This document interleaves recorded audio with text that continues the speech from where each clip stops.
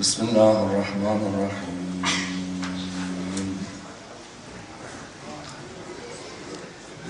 الحمد لله رب العالمين، والصلاة والسلام على سيدنا وعظيمنا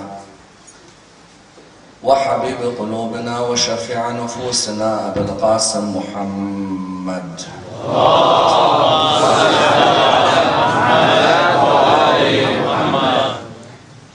وعلى أهل بيته الطيبين الطاهرين وأصحابه الغر الميامين.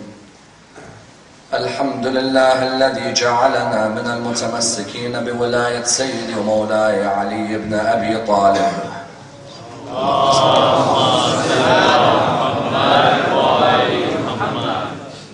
الحمد لله الذي هدانا لهذا وما كنا لنهتدي لولا أن هدانا الله. أما بعد، يقول الله في كتابه الكريم: بسم الله الرحمن الرحيم. ومن يتق الله يجعل له مخرجا ويرزقه من حيث لا يحتسب. The first of our salawat in honor of Rasulullah Muhammad sallallahu alayhi wa sallam.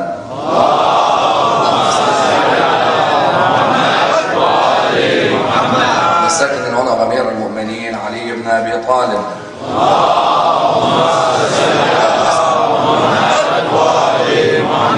The third with your loudest voices in honor of the Imam of our time, Imam Sahib al-Asr wal-Zaman.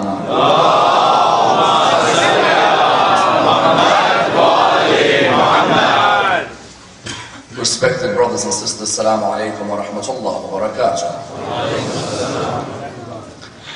The discussion concerning rizq, otherwise translated in the English language as sustenance, is a fundamental discussion of Islamic thought, and indeed a discussion which requires an in-depth examination, for it is a discussion which affects each and every one of our lives, a discussion from which many a lesson may be learned and many an example may be derived, and indeed a discussion with a historical basis and a contemporary significance. Many times in our lives, and many of the sentences that we use, the word rizq is constantly employed. You find, for example, that throughout your lives you may hear someone say to you, "May Allah increase your rizq," or "May Allah bless you with more rizq," or "May Allah shower His blessings upon you with an increase of that rizq." You find therefore that throughout our lives the word rizq occupies a prominent position in much of our vocabulary. Yet you find at the same time that the word rizq is normally translated in a wrong way. In which way? And that we have a very narrow definition of the word rizq. Our definition is monetary. Whenever you hear anyone who comes forward and say to you, "May Allah increase your rizq," automatically you assume that it's a monetary translation. Yet you find within the religion of Islam that the translation is a much more broad translation. The translation is one which has social and indeed economic repercussions. And indeed you find that within the discussion of the topic of rizq is a discussion of a social and economic background. In which way? In the idea that socially there is a question which arises: if Allah has written my rizq, then there is no need for me to work. As in, if many times we hear people say that God's written your rizq. If God has written my rizq, then certain people ask the question that there's no need for me to go out to earn a living. Allah's written my rizq already. Likewise, what do you find? You find that there is an economic question at the same time as well. And that economic question, what is it? The economic question is, if that Allah subhanahu wa ta'ala has written our rizq, then you find economically people ask, why are there poor people in the world? As in, if God looks after your sustenance, why are there certain people who are poor and certain people who are rich? Therefore, this discussion is one of the utmost importance, and one that requires clarification. For when we analyze the hadiths of the Imams of Ahlul Bayt, you'll find that the definition is one which is much broader than what meets the eye. When you look at the word rizq, it's translated in the English language with the word sustenance. Sustenance implies that there is a sustainer. And indeed you find one of the 99 names of Allah subhanahu wa ta'ala is of course Ar-Raziq. Imam Amir al-Mu'mineen salawatullah wa salamuhu alayhi.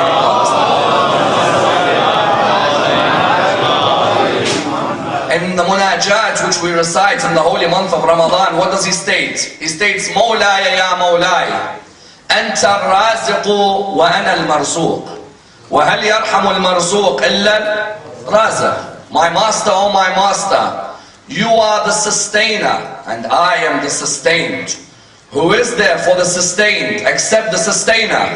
The idea here that the Imam gives us is that in our life the origin of our sustenance without a doubt is Allah subhanahu wa ta'ala. God is the originator of our sustenance. Any form of sustenance you find on this earth, the originator is the creator. And you find that it's not just us who is sustained. No, every creation in the human world, in the animal world, in the plant kingdom, their sustenance is protected by their creator. Hence the Quran states, Bismillah ar-Rahman ar-Rahim, وَمَا مِن دَابَّةٍ فِي الْأَرْضِ إِلَّا عَلَى اللَّهِ رِزْقُهَا. There is not a creation on this earth but that Allah subhanahu wa ta'ala is maintaining its sustenance. You find two prophets of God in particular who are affected by this. The first of those prophets was the Prophet Sulaiman alayhi salam. The Prophet Sulaiman, as you know in the Quran, his story is mentioned in Surah An-Naml. Surah An-Naml highlights to us that Nabi Sulaiman was able to communicate with the animal kingdom. You find there's a number of stories within the Holy Quran which are titled after animals. Surah Al-Baqarah, Surah Al-An'am, Surah Al-Ankabut, Surah Al-Fil. And one of them is Surah An-Naml. In Surah An-Naml, Nabi Sulaiman communicates with the animal kingdom. The idea of this communication is for us to reflect on how God even sustains the animal kingdom. And what you find that Nabi Sulaiman, in many of the narratives, you find that Nabi Sulaiman speaks with the ant. When you look at those narratives, you find that there is a piece of reflection for us about the sustenance of the ant. On one occasion, Nabi Sulaiman speaks to the ant. While he looks at this ant, the ant leaves his hand, it walks for a certain period, then it comes to an animal which is on the edge of a stream. That animal opens its mouth, the ant enters the mouth of the animal. When the ant enters the mouth of the animal swims in the stream. It starts swimming, goes down to the bottom of the stream, then comes back up. When it comes back up, what does the animal do? The animal opens its mouth. The ant comes out of the mouth and comes back into the hand of Nabi Sulaiman. Nabi Sulaiman looks at the ant. He asks the question, what just happened there? I saw you walk away from me, enter the mouth of another animal, swim in the stream, then come back out, open your mouth, the animal came out.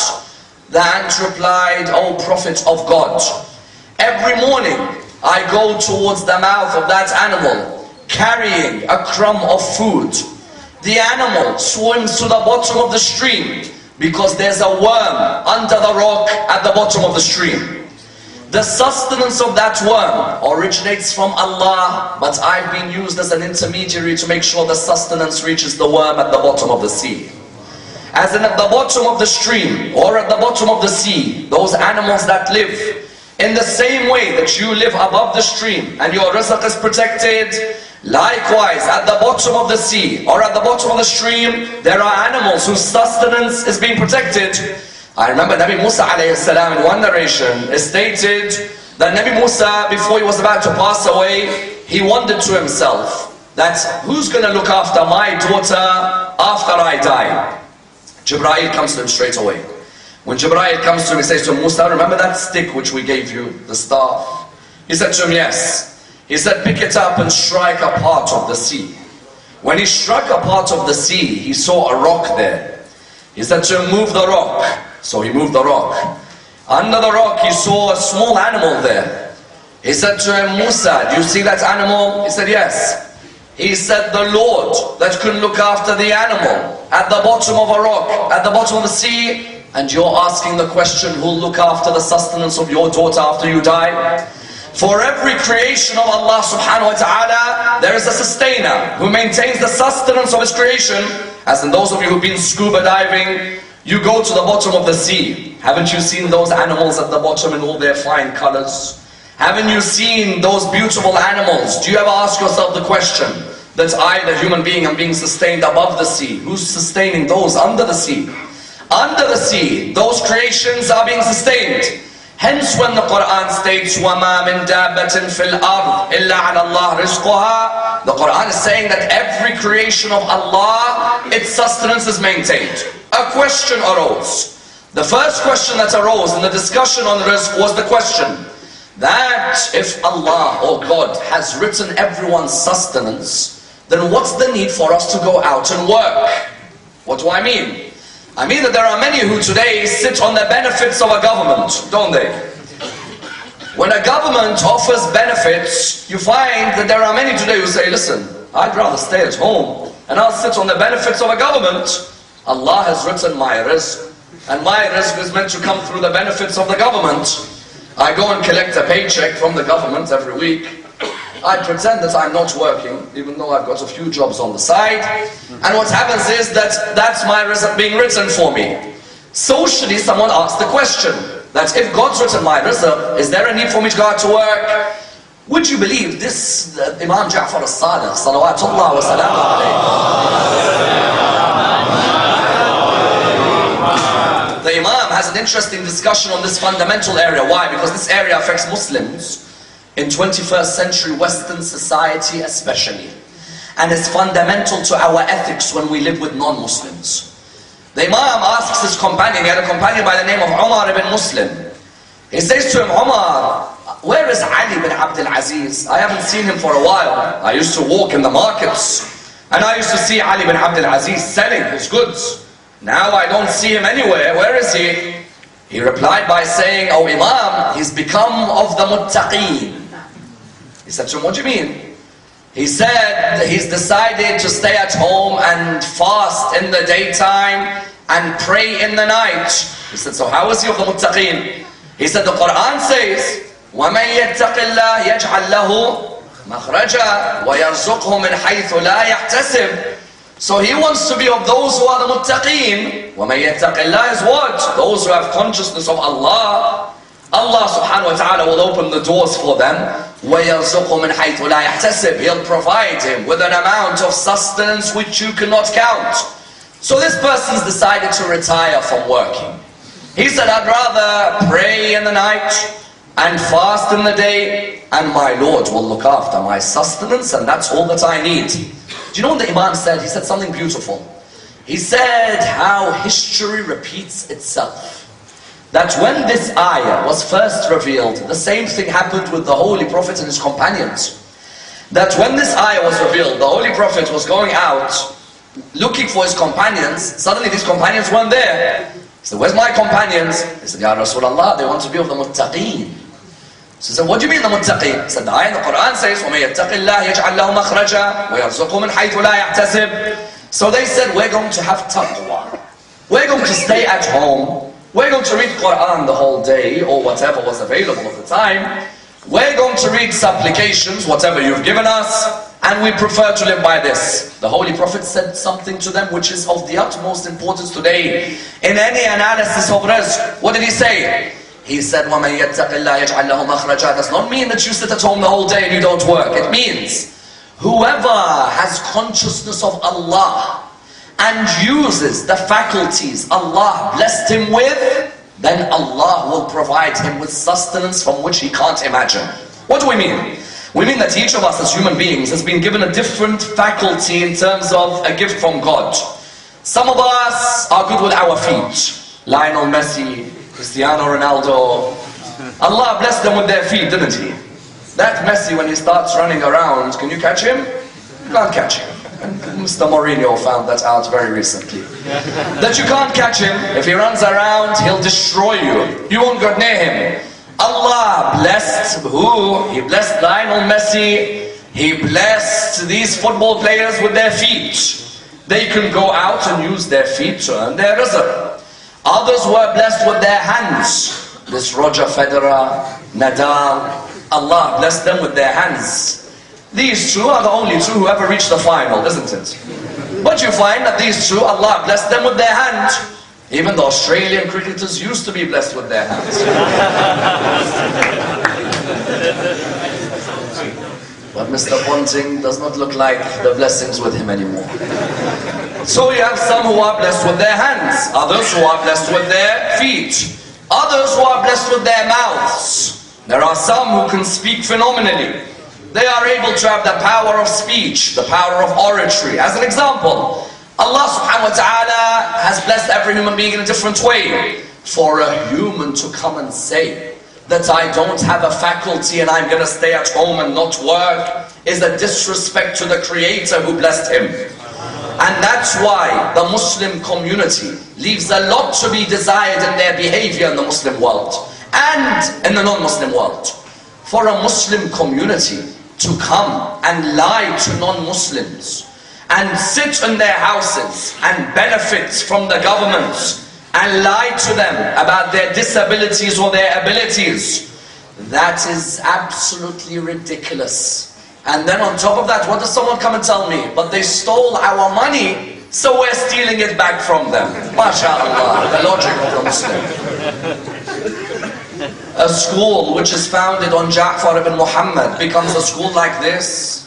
A school which originated with the height of spirituality and the height of ethics becomes a school where the governments, every time a Muhammad or an Ali asks for something, they know straight away that there is a problem. Don't you look at that idea that going out to earn is what? You use that faculty, God has blessed you. And the Holy Prophet himself has a wonderful line. He says there are 70 levels of worship, and the first of them is earning a lawful living. 70 levels of worship. The first of them is to earn a lawful living. I remember Muhammad ibn Munkadir narrates, I was walking in the streets in Medina, in the hottest day in Medina. And you know how hot Medina can become. In the hottest day in Medina, I'm walking in the street. What do I see? I see that nobody has come out to work, except one man. He's in the harvest of his garden and he's digging, and he's digging, and he's digging. I get closer. Who is it? It's Muhammad al-Baqir, salawatullah wa salamu alayhi. Allahumma sallam. Baqir al-Ulum is digging and digging. He comes to me, says to him, "O grandson of the Holy Prophet, of all the people I would have expected to not be chasing the dunya, to not be chasing the world, it's you. I'd be thinking you'd be in your house." He looked at him and he said, "What's wrong with what I am doing? If I die in this state, then I have died in a state of worshipping Allah subhanahu wa ta'ala. And if I die in this state, at least I didn't have to beg anyone for money. My own sweat bought the money." And my grandfather said, he loves the sight of a hand which has worked hard. Because that sight is what a human really is. Someone who uses the faculties. I remember driving home one day in London from the mosque where I was lecturing. On the radio there was this discussion on this issue. Should we stay at home and benefit from the government? Or should we go out and earn a living? The debate was happening on the radio. On my way back I'm listening. Someone, Englishman, phoned in. He said, "I never go out to work. I'm happy sitting at home. Every week I get a check. And that check I can use to look after myself. I don't have any skills. I haven't graduated from a university. So I get from the government money and money and money." The presenter did something very clever. He said, "Keep talking, keep talking." So he said, "Well, you know, my background is I came from here and I did this and I did this." And 3 minutes, 4 minutes, he's talking until the presenter said, "Thank you very much." He said to him, "For 4 minutes, you spoke in front of 8 million people without stuttering once. Allah's given you a gift with your mouth." Because there are certain people, when they come on live radio, their voice goes dry, they start sweating, they don't know what to say, even though normally they're good. You in front of 8 million people in London never once stuttered. It means that God, or whoever, you've been blessed with a voice where you're able to communicate with the people. Therefore, on the first level, the social question was what? The social question was that if Allah has written, do I need to work? No, working is a form of worship. Then there's the second question. The second question is, if Allah subhanahu wa ta'ala looks after our rizq, why are there poor people in the world? Because people ask this question, that God, how just is God? You claim that your God is just. There are poor people in the world who can't even afford to eat. They say if God looks after our rizq, why are they poor? There are a number of answers. The first answer is the answer of George Bernard Shaw, the famous philosopher, who said what? Who said that when they asked him, why is it that there are poor people in the world? He said, because of my hair. Someone said to him, what do you mean because of your hair? He said, because my hair. That's the reason there are poor people in the world. Someone said to him, what do you mean because of your hair? George Bernard Shaw, he had a lot of hair on one side and very, very little on the other. So he said that it's because of my hair. Good production, bad distribution.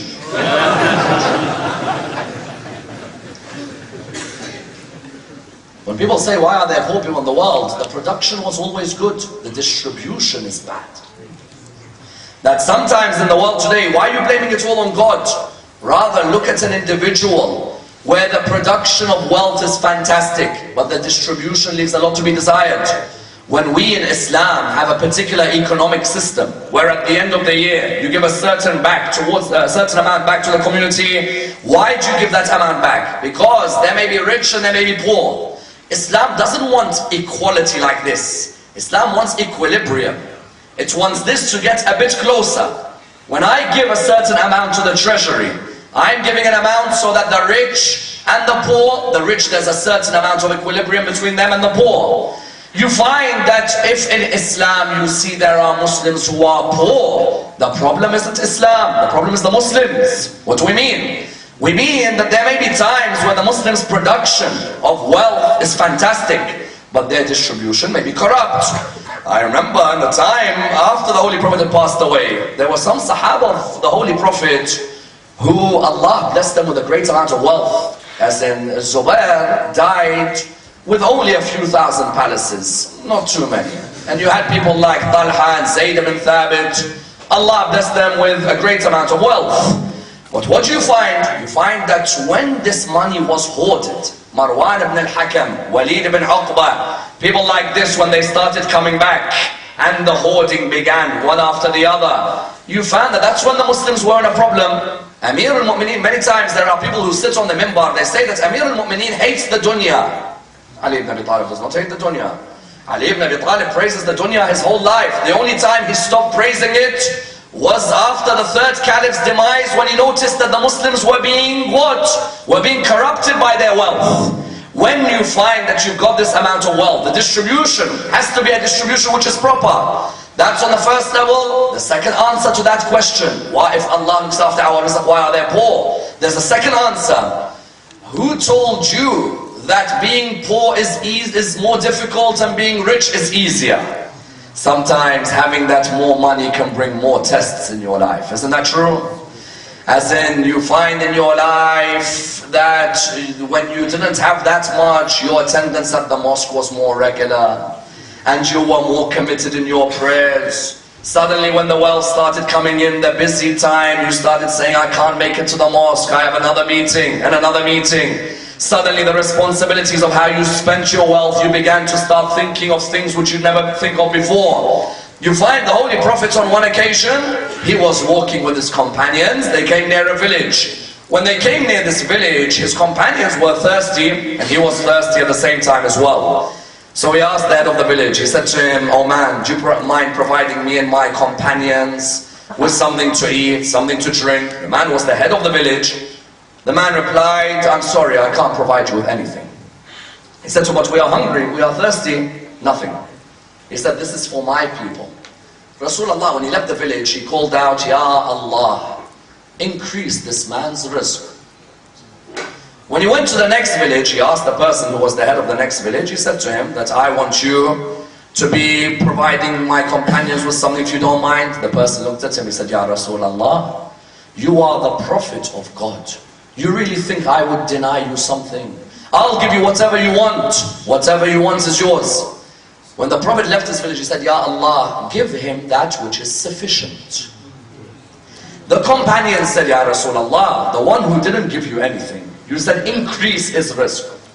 The one who gave you a lot, you said give him that which is sufficient. He replied, because that which is sufficient is easier to deal with. When sometimes there's an increase in the rizq, in monetary terms, it can bring about many a test, many a difficulty. إِنَّمَا أَمْوَالَكُمْ وَأَوْلَادَكُمْ fitna. Your sons and your wealth may sometimes be a trial from us. So you find that's number two. Number three, who told you that a poor person is unhappy and a rich is happy? Because when you ask me the question that why are there rich people in the world, why they're poor, who told you the poor person is unhappy and the rich is very happy? I tell you, there are sometimes rich in this world, but he'll swap all of his wealth to have his son come home and say salam to him. Isn't it? As in, how many of you see in this world who are very wealthy, they've got the biggest house in the world, but their sons don't speak to them anymore?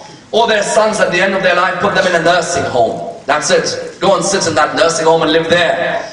That person, his wealth, it couldn't bring a smile from his son or daughter. Whereas you may have a particular poor family, but look at them on their dinner table, how they smile with each other. That the daughter has a humility, the son has a respect. That father will say to you, this is my wealth, look how rich I am. I have a son and I have a daughter who have respect towards me, respect towards my family, respect towards my principles.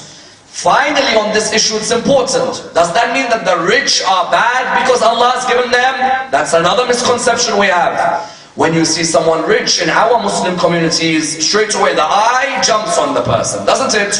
As in straight away people are like, look at this rich person, look at it. No, hold on. If Allah's provided him with the rizq of being wealthy, then are you questioning Allah subhanahu wa ta'ala who He's given? As in Nahj al-Balagha, there's that beautiful sermon when a person comes to Amir al-Mu'mineen and says to him, my brother is not religious. My brother has just bought a very big house.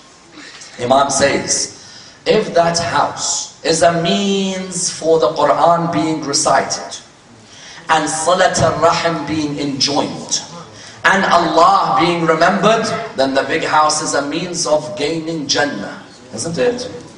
That if you have a big mansion, but in that mansion you remember the Quran, you remember the Ahlul Bayt, you remember your family, then what's wrong with having that mansion?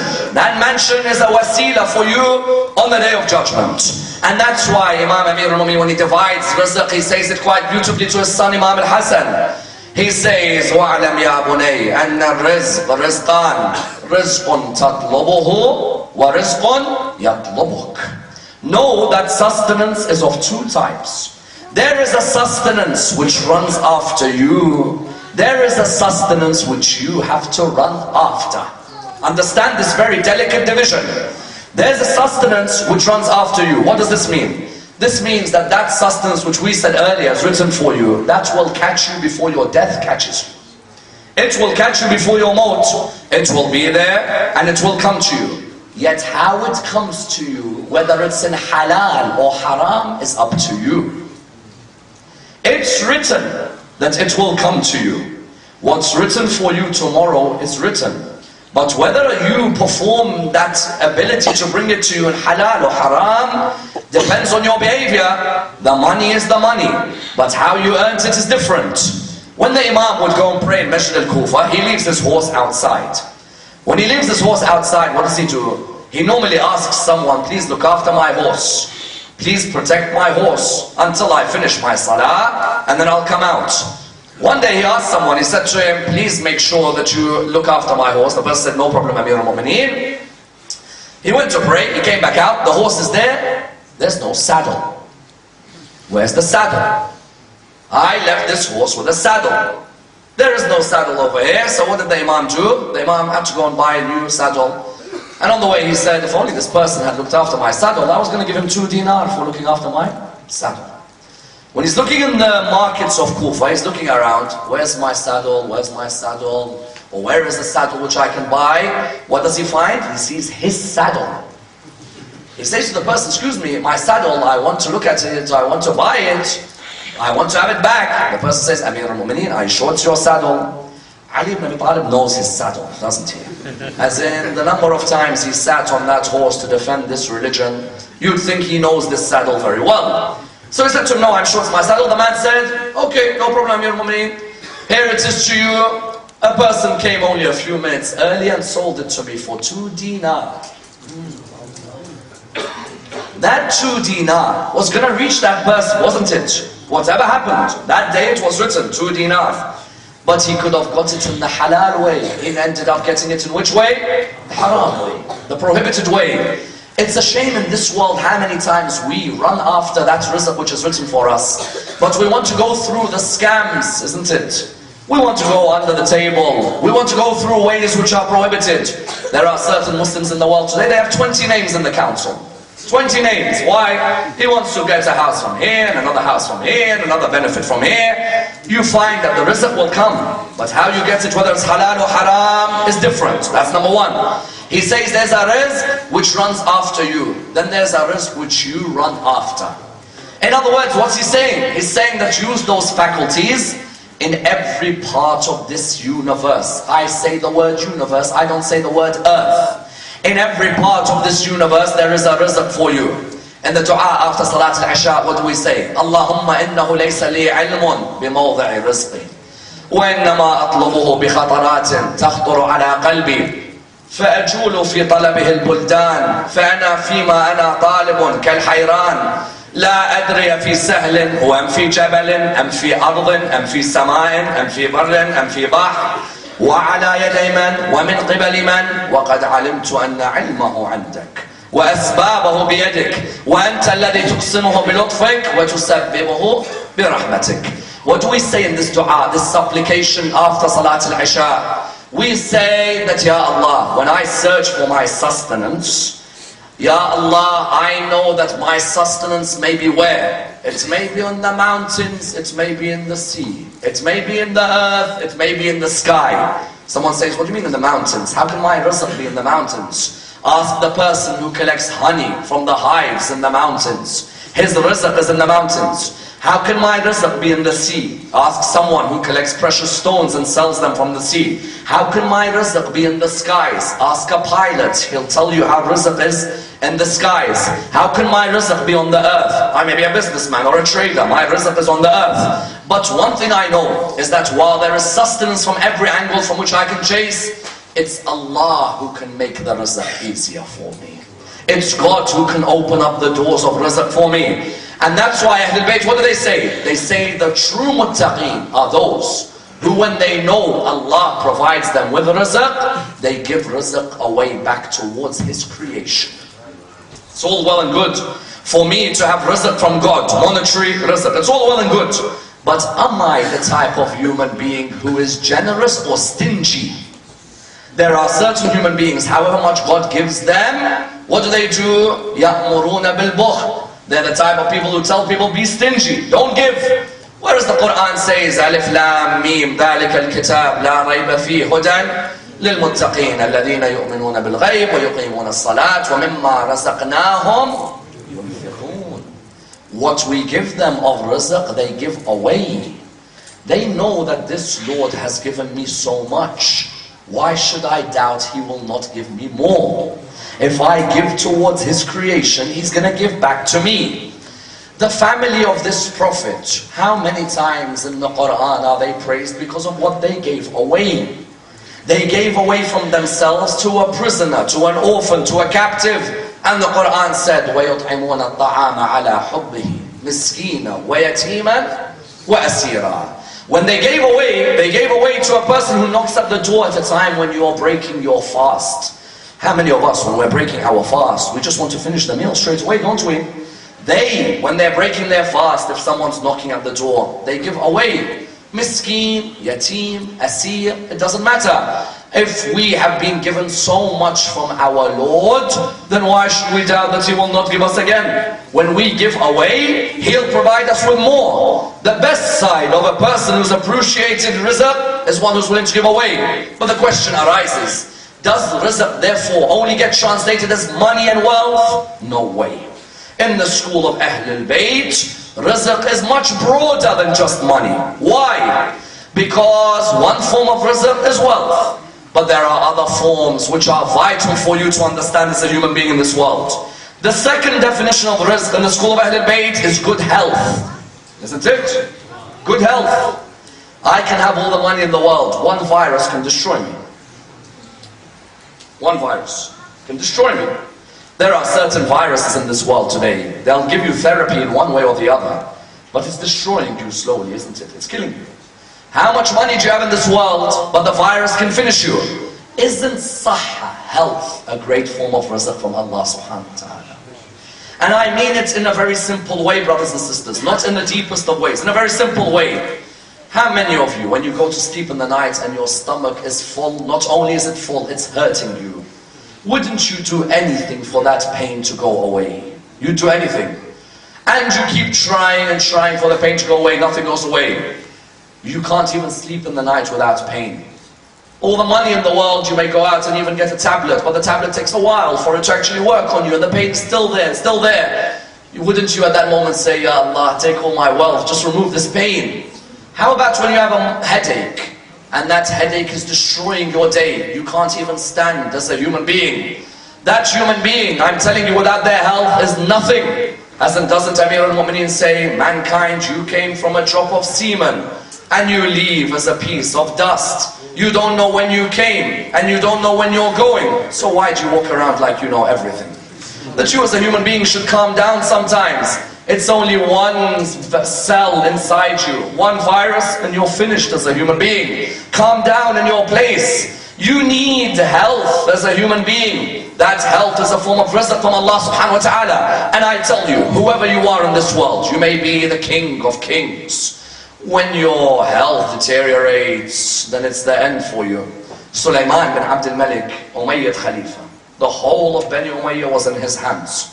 He used to have 2 slave girls who he used to like their company, if I put it mildly. One was called Salama, and the other was called Hababa.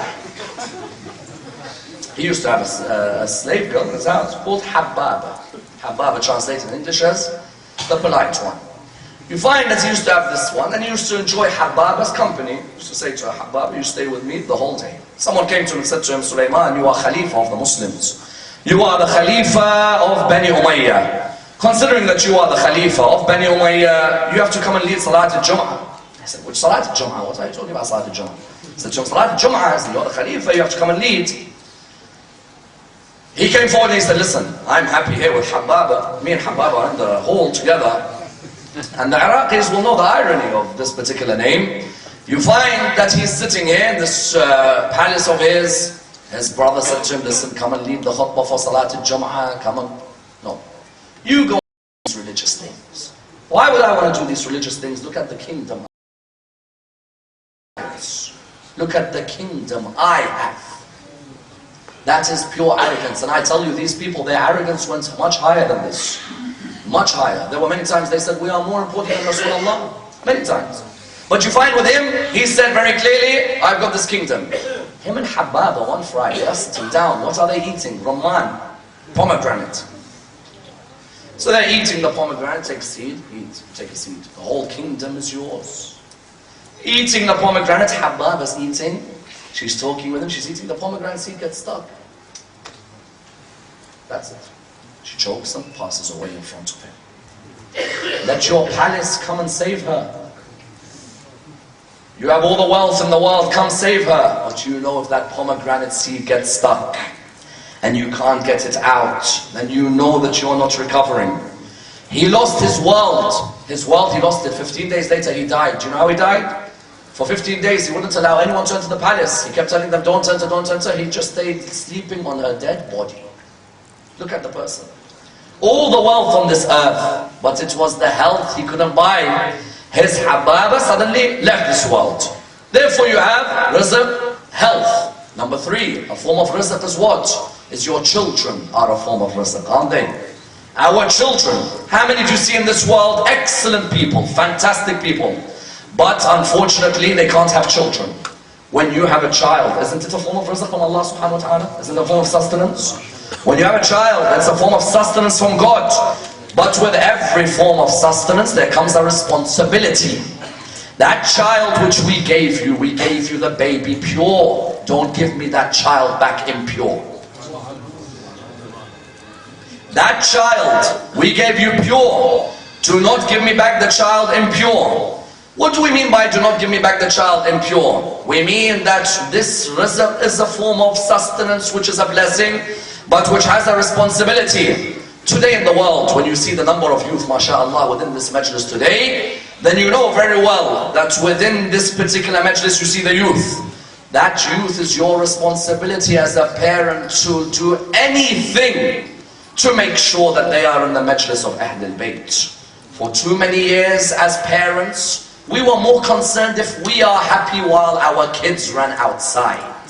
But there has to come a time when a person says, this rizq of mine, even if I have to sacrifice, let the kid be inside, let them learn. Our kids are not people without intelligence. If the speaker is one who's prepared his topic and it relates to them, they'll listen. If the speaker is not relating to their life at all, they won't listen. You need that responsibility that looks after the children. Bahlul, Harun al-Rashid says to him, look after my son. Bahlul says to him, what? He says, look after my son, protect my son. At that moment, Harun al-Rashid said to him, so what are you going to be for me? You're going to be the tutor of my son. Bahlul, as you know, used to act insane. Those of you who would have heard my majlis a couple of years ago on the biography of Bahlul would have heard all the stories on this area. Bahlul said to Harun al-Rashid, I look after your son. He said to him, yes. He said, okay, very good. Leave your son in my hands. But you play by my terms. He said, okay, no problem. Bahlul says to the son, tomorrow you attend class at 1 o'clock and you follow my orders. The son turns up. Bahlul turns up at 1:45. The son is there at 1 o'clock. And remember, this is Harun Rashid's son. We're not talking about anyone. You're talking either Al-Amin or Al-Ma'mun or Al-Mu'tasim. He's sitting down there. 1 o'clock is the lesson. He says to him, he comes at 1:45. The son says, I want to eat my food. He said to him, stay quiet, you're not eating anything. The son made a mistake. Bahlul held his hair like this. He said to him, no more mistakes like this. The son went to his father and he said to him, how dare that man talk to me like this? Because you know, these sons, they're the sons of kings. They've got a tongue on them. He said to him, how dare he speak to me like this? At that moment, Harun Rashid said, what's wrong? He said, the lesson was at 1, he turned up at 1:45. I wanted to eat my food, he didn't let me. I made one mistake, he tapped my ear like this. Harun Rashid went to Bahlul, he said, Bahlul, come in. He says, is this true what you've done? He said to him, yes, it's very true. He said to him, what do you mean it's very true? You're proud of what you've done? He said, yes, I'm very proud. He said to him, why? He said to him, I was teaching your sons lessons for life, which I hope you can teach them knowing that he is a rizq from your Lord. He said to him, what do you mean? He said, I was 45 minutes late for your son, and your son got angry. One day when he becomes Khalifa, and there are people waiting 6 hours outside his palace, let him remember the day 45 minutes of waiting made him angry.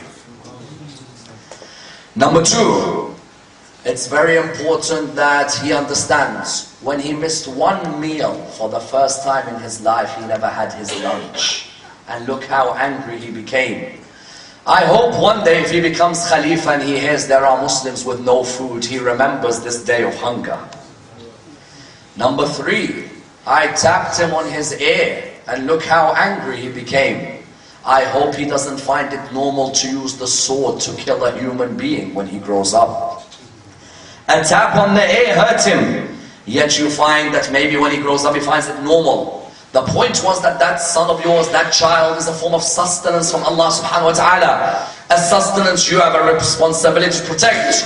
Another form of sustenance, which I'll come to in future nights, is your parents. Without a doubt, your father and your mother are a form of sustenance from Allah. How many people from countries of people who are sitting in this majlis today, one day they see their dad, the next day they don't see their dad until a phone call says their dad passed away. How many people, their mothers were taken by a brutal dictatorial regime where they never saw their mothers again? For goodness sake, our own Prophet was born in this world and a few years later he doesn't have a mother or father. A mother or father are a form of sustenance for you. They are a form of sustenance to protect you, look after you, honor you. On many occasions you would find that our 7th Imam, Imam Musa ibn Ja'far salawatullah wa salamu alayhi.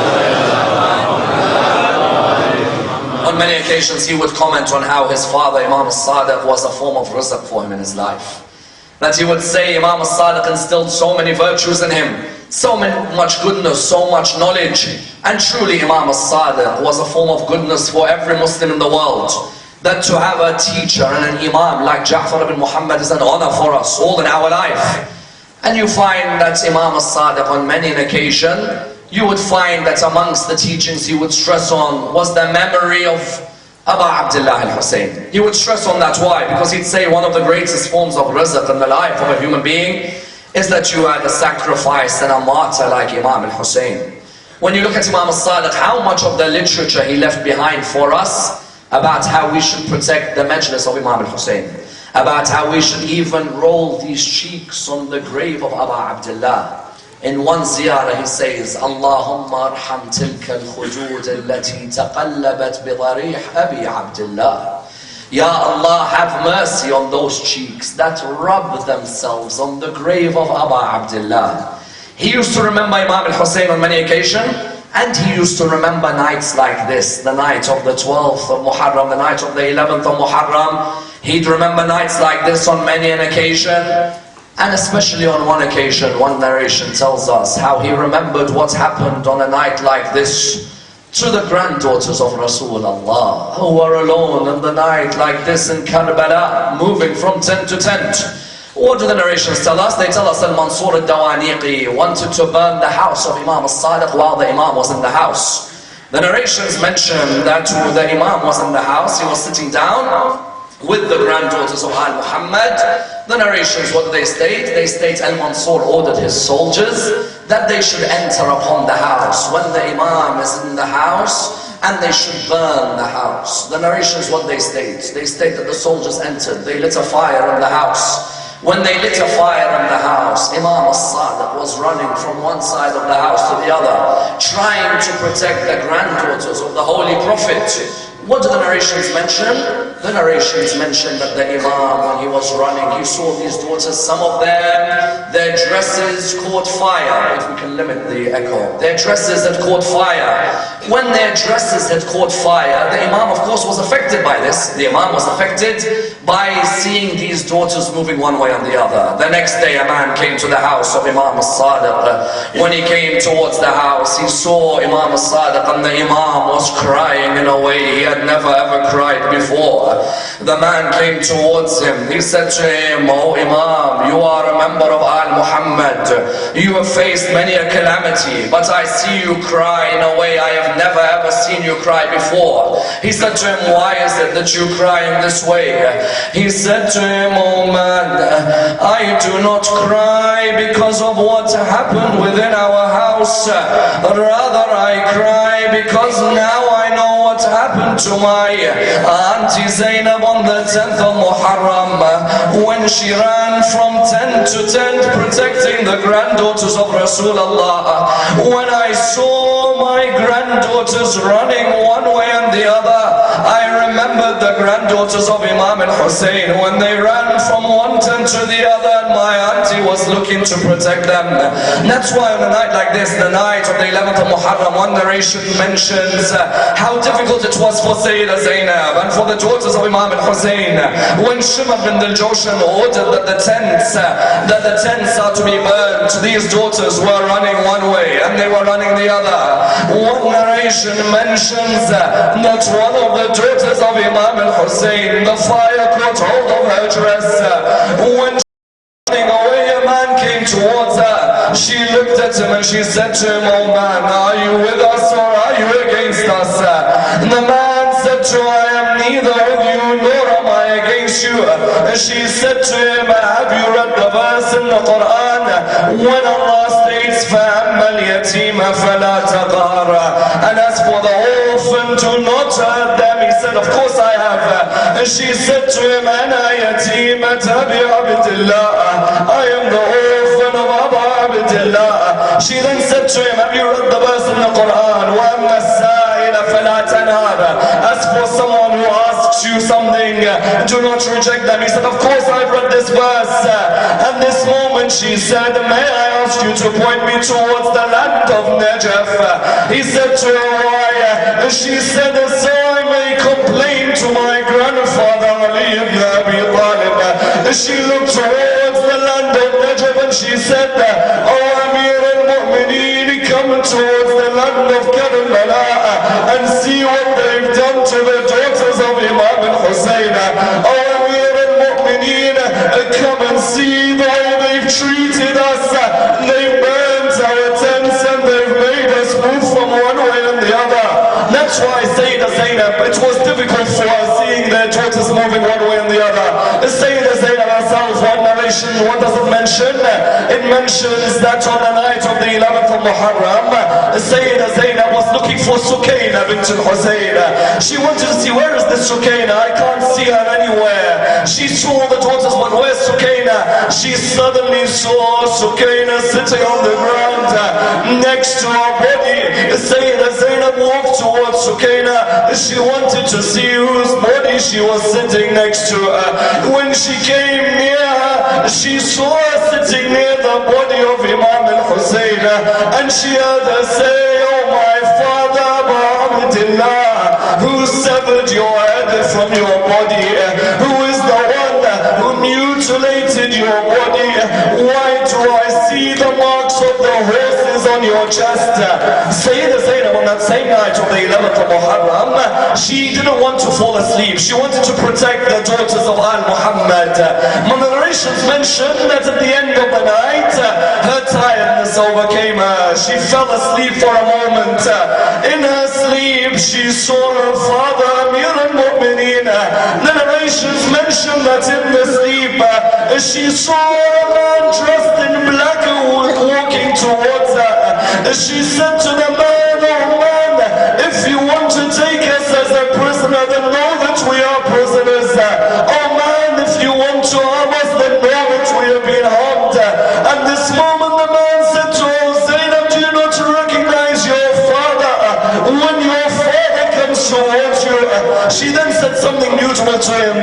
She said, "Oh my father, why didn't you come to the 10th of Muharram? When you saw Shimon sitting on the chest of my brother Abu Abdullah." On the night of the 12th of Muharram, when they put them as prisoners, they were going to take them to Kufa. It's narrated Umar bin Sa'ad came to them. He said to them that if you want, we'll help you, O ladies of Al-Muhammad. We'll pick you up and we'll put you on the horses. Imagine this Zainab, who no one had ever even come near her. Now the men want to come and touch her. They want to pick her up and put her on the horses. The narrations mention Sayyida Zainab turned around and said, "Don't worry, I'll put the children on their horses." She picked up Sukayna, she picked up Ruqayya, she picked up the ladies. She then picked up Kulthum. With Kulthum, she had picked up Imam Zayn al-Abidin. I ask you, who was there to pick up Sayyida Zainab? As soon as she came towards the horse, she realized that there's no one to pick her up. She looked towards the Furat and she called out to Abu Fadl Abbas. She called out, "Oh Abu Fadl, can you see me now? Look at me, I have no one to protect me." One poet narrates, it's as if he replied back to her, "Oh my dear Zainab, if I had my hands, I would have picked you up. But they took my hands away from me. And if I had my eyes, I would have watched over you. But they put an arrow into my eye. And if I had my heart, then my heart would have bled over you. But my heart bled when I saw my brother killed on the ground." Inna lillahi wa inna ilayhi raji'un. Raise your hands, brothers and sisters. Raise your hands, brothers and sisters. We pray to Allah subhanahu wa ta'ala to raise us with Muhammad and Al-Muhammad, to allow us to be amongst the companions of Imam Sahib al-Asr wal-Zaman. Allow us to be amongst those who receive his intercession in this world and the hereafter. Allow us to be amongst those who are sustained, both economically and in terms of our health and in terms of our children. For the originators of this majlis, may Allah bless them with His mercy and surround them with His mercy, and allow them to be amongst those who receive the intercession of Al-Muhammad. We pray to Allah subhanahu wa ta'ala with a surah al-Fatiha, but before it, the loudest of your salawat.